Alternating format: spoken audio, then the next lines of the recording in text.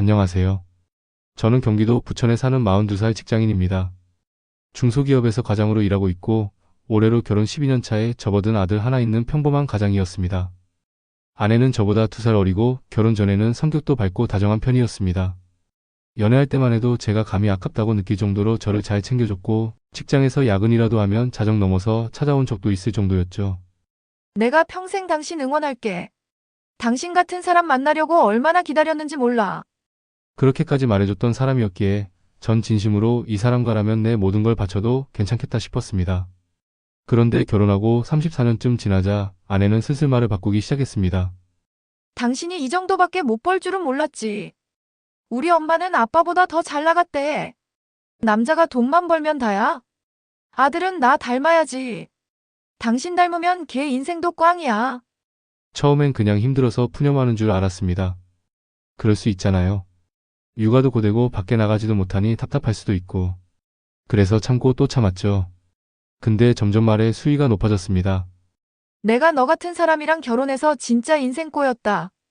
너는 집에서도 무능하고 밖에서도 눈치나 보지.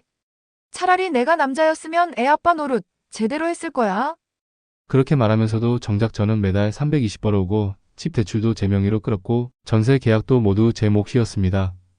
월세 살던 처가 식구들한테도 결혼식 날 300만 원짜리 한우 세트며 금목걸이도 해드렸고요. 그런데 어느 순간부터 아내는 제 모든 행동을 당연한 것으로 치부했고 오히려 못하는 것만 부각해서 사람을 쥐어짜기 시작했죠. 아내가 제게 자주 하던 말이 있습니다. 너는 실패작이야. 진짜 그 말은 처음 들었을 때는 가슴이 서늘해지더군요. 뭔가 명치가 철컥 내려앉는 기분이랄까. 그 말 듣고도 말 한마디 못하고 그날 밤 혼자 현관 앞에서 담배만 피웠습니다. 그리고 어느 날 아내가 제 멱살을 부여잡고 소리쳤습니다. 너 같은 인간이니까 내가 이 모양이지. 내가 다른 남자 만났으면 벌써 인생 펴고 살았을걸. 아, 그럼 그렇게 잘났으면 나랑 왜 결혼했어? 제가 반문하자 아내는 바로 받아치더군요. 내가 꼬셨잖아. 내가 미쳤지. 거기까지 듣고 나니 정말 내가 이상한 건가 싶은 생각이 들더군요. 진심으로 내가 뭔가 문제가 있는 사람처럼 느껴졌습니다. 그녀가 뱉는 말마다 내가 잘못한 것 같고 그녀가 화를 내면 다 제 잘못 같고 그 무렵 저는 꿈에서도 아내에게 무릎 꿇고 빌고 있었습니다. 하물며 밥상에 앉아서도 무슨 말을 하면 또 기분 상할까봐 조심하게 되더군요. 그게 바로 가스라이팅의 시작이었다는 걸 그때는 몰랐습니다. 가장 비참했던 건 제 아들 앞에서조차 저를 무시할 때였습니다. 초등학교 6학년인 아들은 평소에 저를 잘 따릅니다. 아빠랑 나랑 남자끼리지 하면서 꼭 저한테 붙어 있으려 하고 숙제도 저랑 하고 킥보드 탈 때도 항상 아빠를 찾습니다. 그런데도 아내는 아이 앞에서 이렇게 말합니다. 아들아, 너는 아빠처럼 살면 안 된다. 내 인생도 끝나니까. 그 말을 듣고 제가 말없이 고개를 떨구니 왜? 틀린 말했어? 라고 하더군요. 네. 그날 이후로 전 깨달았습니다. 이건 단순한 부부싸움이 아니라 정서적 폭력이고 학대라는 걸요. 그리고 그 다음 날부터였습니다. 전 모든 걸 기록하기 시작했습니다. 그날 이후로 저는 집안에서 일어나는 모든 대화를 녹음하기 시작했습니다. 처음엔 솔직히 내가 뭐 하는 건가 싶었습니다. 마치 스스로를 불신하는 것 같기도 했고 대화 하나하나 녹음하는 내 모습이 초라해 보이기도 했으니까요. 하지만 시간이 지날수록 그 녹음이 저를 살려냈습니다. 아내는 예전과는 비교도 안 될 만큼 더 교묘하고 교활하게 저를 흔들기 시작했습니다. 이상한 건 그 순간은 내가 잘못한 것 같았습니다. 그녀의 말이 행동이 전부 논리적으로 들리고 나만 예민하고 이상한 사람처럼 느껴지겠거든요. 근데 나중에 녹음을 다시 들으면 그게 아니었습니다. 제가 분명 침착하게 이야기하고 있었고 문제의 발단은 매번 아내의 일방적인 비난이었습니다. 그리고 제가 반박을 시작하면 꼭 이렇게 말하죠. 아, 또 시작이네. 진짜 너랑 대화가 안 된다. 말을 말자, 그냥. 문 닫고 들어가 버리면 끝.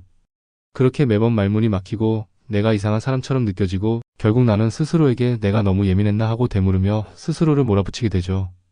아내의 진짜 얼굴은 아들 앞에서 드러났습니다. 주말 오전이었습니다. 아내는 부엌에서 빨래를 개며 큰 소리로 말했습니다. 야, 너네 반에서 1등하는 애는 엄마가 뭐 하는지 알아. 남편보다 더 많이 벌어. 근데 그 집 아빠는 집안일도 다 해. 니네 아빠처럼 벌이도 안 되면서 살림도 안 하는 사람은 진짜 최악이야. 아들은 아무 말도 못하고 고개를 푹 숙였고 저는 옆방에서 그 말을 다 듣고 있었습니다. 심장이 미친 듯이 뛰었습니다. 그런 식으로 아이에게까지 나를 깎아내리다니. 정말 더 이상은 안 되겠더군요. 그날 밤 전 처음으로 아내에게 질문을 던졌습니다. 왜 나한테 그렇게 말해? 정말 내가 그렇게 형편없는 사람이야? 그랬더니 아내는 피식 웃으며 말하더군요. 형편없다기보단 그냥 내가 날 못 맞춰주는 거지. 그냥 내가 문제인 거야. 그 순간 저는 웃음이 났습니다. 아, 이 사람이 지금까지 나를 이렇게 조종해왔구나. 내가 이상한 줄 알았는데 지금 보니까 전부 그녀의 설계였던 겁니다. 그날 이후로 저는 감정 없이 대화하는 훈련을 시작했습니다. 아내가 비꼬듯이 말하면 그냥 응 하고 넘기고, 비난하면 그건 너의 생각이지 하고 짧게 잘랐습니다. 그랬더니 아내가 점점 불안해지기 시작했습니다. 너 요즘 왜 그래? 너 변했어. 예전엔 이러지 않았잖아. 지금 나한테 반항하는 거야? 그리고 어느 날 드디어 아내의 폭언이 도를 넘었습니다. 너 남자로서도 실패, 아빠로서도 실패야. 나는 그냥 동정심으로 사는 거야. 그거 몰라? 그 순간 저는 속으로 다짐했습니다. 이제 내가 만든 틀 안에서 더는 살지 않겠다고. 그리고 내가 뭘 위해 여기까지 끌려왔는지, 내가 너에게 얼마나 참고 살았는지 보여주겠다고. 아내의 남자로도 실패, 아빠로도 실패라는 말은 제게 정신적 이혼 선언과도 같았습니다. 그날 이후로 저는 감정을 싹 지워버렸습니다. 그동안은 이혼은 안 돼, 아들 때문에 가정을 지켜야지 같은 생각으로 스스로를 눌렀지만, 이제는 그 모든 생각 위에 더는 당하고 살진 않겠다라는 다짐 하나만이 남았습니다. 우선 저는 이혼하지 않고도 이 관계를 전복할 방법을 찾기 시작했습니다. 법적으로 이혼을 걸고 싸우면 아내는 오히려 피해자인 척 울고불고 할 게 뻔했습니다. 그런 식으로 내 이미지를 망치게 둘 순 없었죠. 그래서 저는 냉정하게 하나씩 준비했습니다. 첫째, 아들의 신뢰부터 회복. 그날 밤 아이에게 조심스럽게 말을 꺼냈습니다. 아빠랑 잠깐 얘기할래? 응, 근데 엄마 화내지 않을까? 괜찮아. 그냥 둘이 조용히 얘기하는 거야. 전 그동안 제가 어떤 생각을 하고 있었고 왜 무기력했는지를 아주 간단히 이야기해줬습니다. 그 아이의 눈에는 아빠가 단순히 기죽고만 없는 사람으로만 보였을 겁니다. 하지만 이제는 달랐습니다. 아빠가 너무 미안했어. 널 더 지켜줬어야 했는데 그걸 못했네. 그 말에 아들이 눈을 끔벅이며 말했습니다. 아빠 요즘 아빠 멋있어졌어. 말은 없는데 뭔가 진짜 어른 같아. 그 말을 듣고 참았던 눈물이 쏟아질 뻔했습니다. 이제는 이 아이를 위해서라도 내가 무너지면 안 되겠다고 생각했죠. 둘째, 사회적 신뢰 준비. 회사에선 전 늘 성실하고 조용한 직원이었습니다. 그동안 사람들 눈에는 그저 온순한 가장 정도로 보였겠지만 이젠 달랐습니다. 평소 친하게 지내던 상무님과 사적으로 만나 조심스럽게 털어놓았습니다. 그리고 제가 요즘 아내에게 듣는 말 몇 가지를 직접 녹음 파일로 들려드렸죠. 이거 진짜 너한테 한 말이야. 네, 이건 그냥 부부싸움 수준이 아닌데. 정신적 학대야, 이 정도면. 그날 이후 상무님은 저를 대하는 태도가 달라졌고 회식 자리에서 요즘 얼굴이 좋아 보인다며 은근히 아내와의 관계를 묻기도 했습니다. 전 조용히 웃으며 넘겼죠. 시작은 티 안 나게 하지만 확실하게 흔들기 시작한 겁니다. 셋째, 아내에게 불안감을 심어주기. 이제 제가 해야 할 건 단 하나였습니다. 아내가 자신이 더 이상 우위에 있지 않다는 걸 서서히 체감하게 만드는 것. 말을 줄이고 반응을 줄이고 감정 표현을 줄이자 아내는 오히려 혼란스러워하기 시작했습니다. 요즘 왜 그래? 말 좀 해. 나 피하는 거야? 예전엔 무슨 말하면 그렇게 예민하더니 지금은 반응도 없어. 제가 조용히 웃으며 말했습니다. 예전엔 예민했지. 지금은 그냥 깨달았을 뿐이야. 뭘? 우리 관계가 어떤지도 내가 뭘 위해 살았는지도. 그리고 마지막 한 방은 정면승부처럼 보이지만 치밀하게 설계된 사건이었습니다. 아내가 또 한 번 아들 앞에서 저를 조롱하던 날이었습니다. 너 아빠처럼 살지 마. 그건 인생 포기하는 거야. 그 말을 들은 아들은 울듯한 얼굴로 고개를 숙였고 저는 그 장면을 휴대폰으로 녹음했습니다. 그리고 조용히 말했습니다. 방금 그 말 아이 앞에서 다시 해봐. 그거 학대야. 감정이 아니라 범죄라고. 아내는 멍하니 저를 바라보았습니다. 저는 단호하게 말했습니다. 지금부터는 내가 너한테 법적으로도 사람으로서도 예전처럼 당해주진 않아. 앞으로 하는 말과 행동 전부 기록할 거야. 그리고 내가 뭘 했는지도 누구보다 정확하게 남길 거고. 지금까지 내가 참았던 게 너에 대한 예의였다는 거 이제 알게 될 거야. 그날 이후로 아내의 표정엔 불안함과 당황스러움이 겹쳐 보이기 시작했습니다. 예전처럼 짜증을 내는 대신 뭔가 말을 걸기 전에 제 얼굴을 먼저 살피고 말끝은 자꾸 올라가고 망설여졌습니다.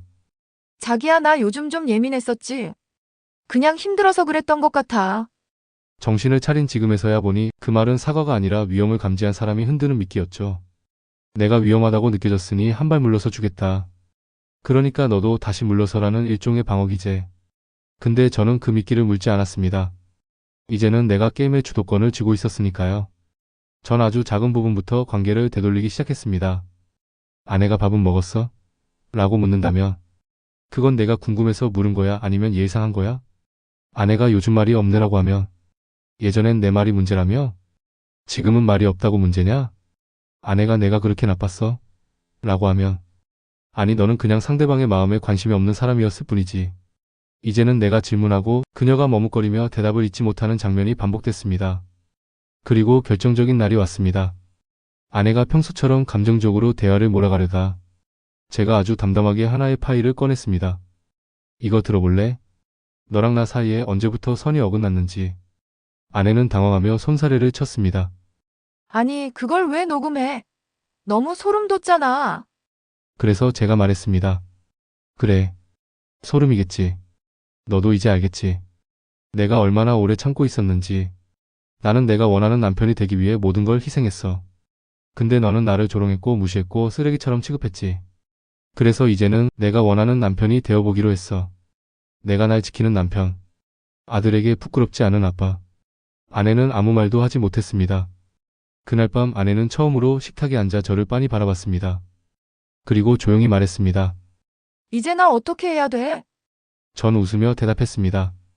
내가 했던 만큼만 하면 돼. 그동안 내가 나한테 했던 말들 다 기억나지? 똑같이 돌려줄 순 없어. 그건 내가 너와 다르다는 걸 보여주고 싶어서야. 하지만 이제부턴 내가 주도하는 삶을 살 거야. 내 감정에 휘둘리지 않고 내 말에 흔들리지 않는 사람으로. 그 말에 아내는 고개를 숙이고 말았습니다.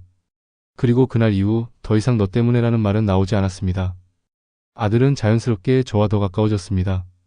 학교 발표 자료에 내가 존경하는 사람 우리 아빠라고 적어놓은 걸 보고 눈물이 핑 돌았죠. 아빠는 예전엔 조용했는데 요즘은 진짜 멋져. 그 말 한마디가 지난 몇 달 동안의 고통을 모두 보상해줬습니다. 그리고 사연을 마치며 드릴 말씀이 하나 있습니다. 혹시 지금 내가 이상한 건가? 내가 너무 예민한 걸까? 라는 생각이 드신다면 그건 대부분 당신이 잘못된 게 아닙니다. 가스라이팅은 그런 식으로 시작됩니다. 상대가 진심으로 사과하지 않는다면, 상대가 항상 당신을 문제 삼는다면 그건 사랑이 아닙니다. 전 이제 누구의 조종도 받지 않는 사람입니다. 감정도 인생도 더는 내가 아닌 누군가가 설계하게 두지 않습니다. 그리고 그 시작은 내가 이상한 게 아니다는 깨달음에서부터 시작됐습니다. 감사합니다.